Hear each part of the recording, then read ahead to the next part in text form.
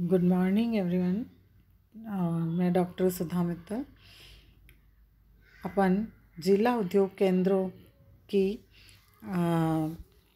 संगठन प्रबंध एवं उनके इन केंद्रों के द्वारा दिए जाने वाले सहयोग, प्रगति एवं योगदान के बारे में अध्ययन किया। इसी को आगे बढ़ाते हुए आज अपन अध्ययन कर रहे हैं जिला उद्योग केंद्रों की समस्याएं अथवा कमियां, प्रॉब्लम्स और वीकनेसेस ऑफ डीआईसीज। जिला उद्योग केंद्रों की अनेक समस्याएं तथा कमियां हैं। इनमें से कुछ प्रमुख हम देख सकते हैं, जैसे स्टाफ की कमी। जिला उद्योग केंद्रों की सबसे बड़ी कमजोरी एवं समस्या यह रही है कि इन केंद्रों पर पर्याप्त स्टाफ उपलब्ध नहीं किया गया है, अतः इनको सही प्रकार से कार्य करने में कई कठिनाइयों का सामना करना पड़ता है। इसी प्रकार से सभी जिलों में केंद्र नहीं। वर्तमान में देश में 440 से भी अधिक जिले हैं, जबकि अब तक 422 जिला केंद्र ही स्थापित किए जा सके हैं, अतः सभी जिलों के समान विकास में बाधा आती है। प्रशिक्षित कर्मचारियों की कमी। जिला उद्योग केंद्रों में कार्यरत कर्मचारियों को इन केंद्रों पर कार्य करने हेतु कोई विशेष प्रशिक्षण नहीं दिया गया है। ये कर्मचारी भी उद्योग विभाग या किसी अन्य सरकारी विभाग से प्रति नियुक्ति पर ले लिए गए हैं। फलतः उन्हें इस केंद्र के कार्यों की प्रणाली की पूर्ण जानकारी नहीं होती है और इन केंद्रों की सफलता पर विपरीत प्रभाव पड़ रहा है। इसी प्रकार से नौकरशाही की प्रधानता। जिला उद्योग केंद्रों के महाप्रबंधक, उसके क्रियात्मक प्रबंधक तथा परियोजना अधिकारी आदि में से अधिकांश अधिकारी सिविल सेवा वाले होते हैं। इनकी नौकरशाही प्रवृत्ति के कारण इन केंद्रों में भी लाल फीताशाही पनपने लगती हैं, जिससे कार्य में अनावश्यक विलंब होता है। समन्वय का अभाव। जिला उद्योग केंद्रों का महाप्रबंधक, उसके क्रियात्मक तथा परियोजना प्रबंधक अलग अलग विभागों एवं संस्थाओं से संबंधित होते हैं। इन सभी अधिकारियों में समन्वय का पूर्णतः अभाव पाया जाता है। यदि एक क्रियात्मक प्रबंधक परियोजना को पास कर देता है तो दूसरा उसमें कमियां पाकर उसे रोक लेता है। शाख प्रबंधक की सिफारिश के आधार पर उच्च अधिकारी ऋण स्वीकृत करने में भी अनेक आपत्तियां लगाते हैं। ऐसा उनमें आपसी तालमेल या समन्वय न होने के कारण होता है। इससे भी इन केंद्रों को वांछित सफलता नहीं मिल पाई है। अपर्याप्त अधिकार। जिला उद्योग केंद्र के अधिकारियों को पर्याप्त अधिकार नहीं दिए गए हैं। ये अधिकारी अपने जिले के उद्योगों के संबंध में सिफारिशें ही अधिक कर सकते हैं। इनके वास्तविक कार्य करने के अधिकार अत्यंत सीमित ही हैं। यहाँ तक कि उद्योगों के पंजीयन एवं पुनः पंजीयन के अधिकार भी इस केंद्र के अधिकारियों को विकेंद्रित नहीं कर रखे हैं। इसके लिए भी उच्च अधिकारियों के पास फाइल भेजनी पड़ती है।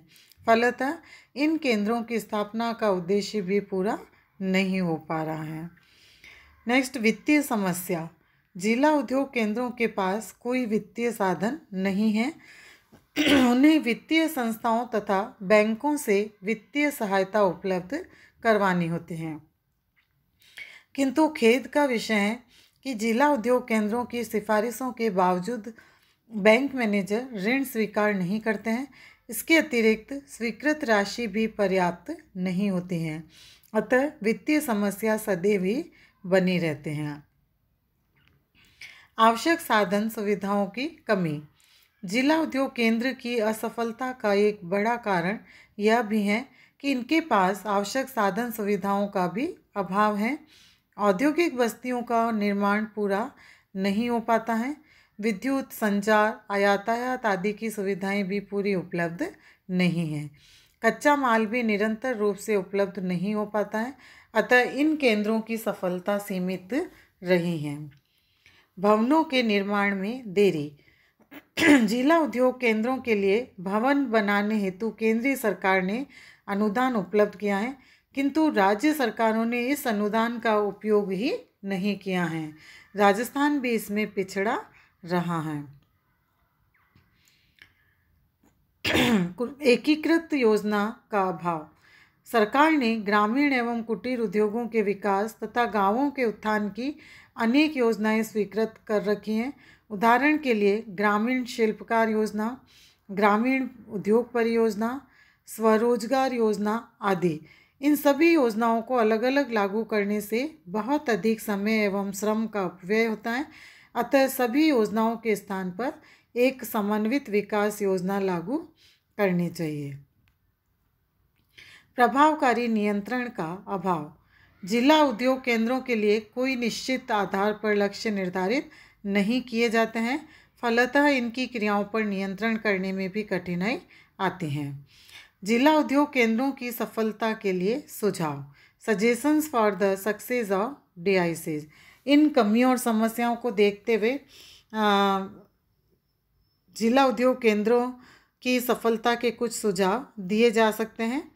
जैसे इन केंद्रों पर पर्याप्त स्टाफ की नियुक्ति की जानी चाहिए, कर्मचारियों को उचित एवं पूर्ण प्रशिक्षण दिया जाना चाहिए, सभी जिला उद्योग केंद्रों के लिए भवनों की समुचित व्यवस्था करनी चाहिए, सभी क्रियात्मक प्रबंधकों एवं परियोजना प्रबंधकों में प्रभावी समन्वय स्थापित करना चाहिए, जिला उद्योग केंद्र के अधिकारी को पर्याप्त अधिकार दिए जाने चाहिए ताकि वे यथास्थान निर्णय ले सके।